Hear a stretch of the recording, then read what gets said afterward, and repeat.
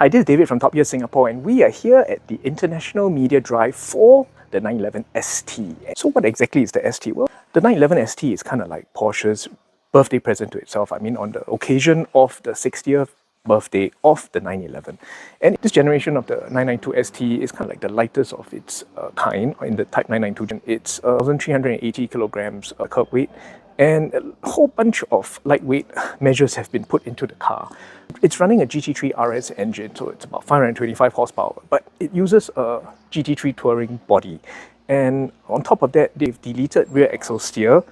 You get magnesium alloys as standard, and a whole bunch of carbon fiber components to further shave weight off a GT3 Touring. It features quite a lot of carbon fiber. I mean, it's painted, of course. I don't know about you, I'm not really a fan of the two-tone stuff. The roof is carbon fiber. The front fenders are carbon fiber. The front cover is carbon fiber. And if you've noticed, the doors are actually skins from the 992 GT3 RS, and so they're carbon fiber as well. And there's a little design aero element here. On the ST, has added this bit here, so it adds a little bit of continuity to the design styling. And of course, everything is functional. Naturally, how could we forget the gorgeous magnesium rims? That's standard on the 911 ST, as are the PCCB carbon ceramic brakes. In fact, there aren't a lot of options you can get on the car. One of them is the heritage pack that you see on this particular car. You get the race number on the sides and semi-aniline leather on the inside cladding, the 918 Spider sports bucket seats. The other option is, and we'll show it to you later when we're inside, is the carbon fiber roll cage. So as you can see, we are in the 911 ST. I mean, this is the second day we're driving the car. Got a huge bunch of changes over standard GT3 Touring. I mean, it's running the GT3 RS engine. That means it's 4-litre naturally aspirated, 525 horsepower. But what's more interesting is how they've turned everything into a very lightweight, a very purist, a very driver's special. If you ask me, this is the kind of car that should be for everybody, but unfortunately, it's limited to just 1,963 units worldwide. And if you're only learning about this now, well, I hate to be the bearer of bad news, but I don't think you're going to be able to get one anymore.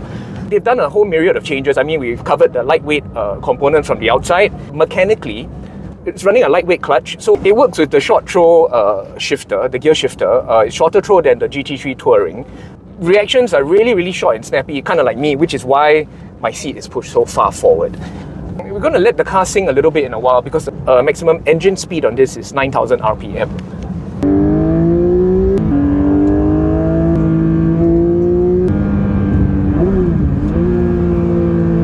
The suspension, the weighting, everything is perfectly tuned to what a real petrolhead driver would appreciate in a car. I mean, so many cars are now so desensitized. I mean, this car doesn't even have rear axle steer.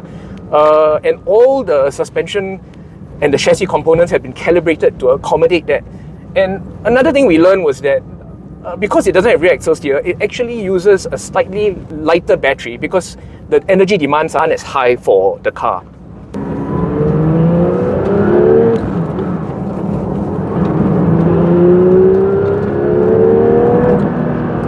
So much feel. I mean, we thought that the lack of rear axle steer would make it a little bit harder to handle, but I mean, the car is so wonderful, it's so fluid.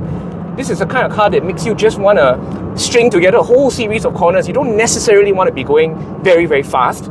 It's so organic that, I mean, again, this is something that every Porsche should be for everybody.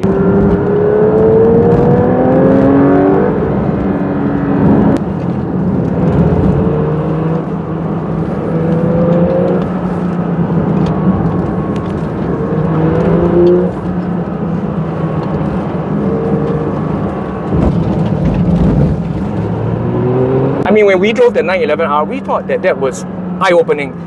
If anything, it showed the world that there was still a demand for a manual sports car. And then from the 911R, they brought back the manual for the 991.2 GT3, and then they introduced the Touring. And now the manual looks like it's here to stay, and it's just phenomenal how much further this car has brought the whole game along. There's such a lightness of being to the car that boggles belief. I mean, combination of the magnesium rims, everything is lightweight. I mean, yes, we know it's not as light as the 911R, but this is a 992, so it comes with a little bit more weight. But the car feels light, it dances, it's so nimble and agile.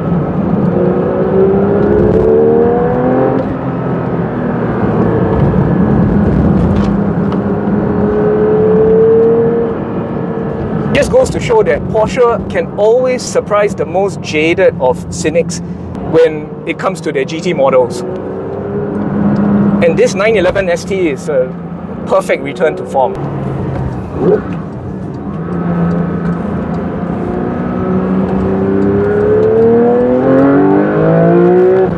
Although it shares the same body as a GT3 Touring, so much has gone into tweaking this under the skin that it drives nothing at all like the GT3 Touring.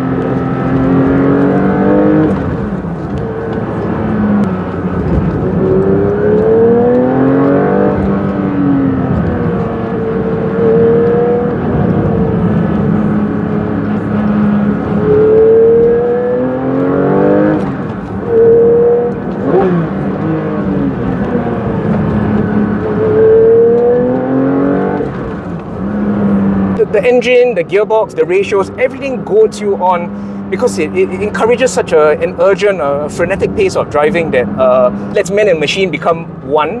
And I mean, it's been a long time since we've had this much fun on the winding roads. Porsche isn't afraid to tell the world that it's designing a car just for the whole purpose of driving fun. I mean, everybody's chasing lap times, everybody's chasing to be the fastest, the most powerful. But Porsche has stated that this car is designed to be enjoyed on winding roads, and if you so choose, it will even touch 300 on the Autobahn.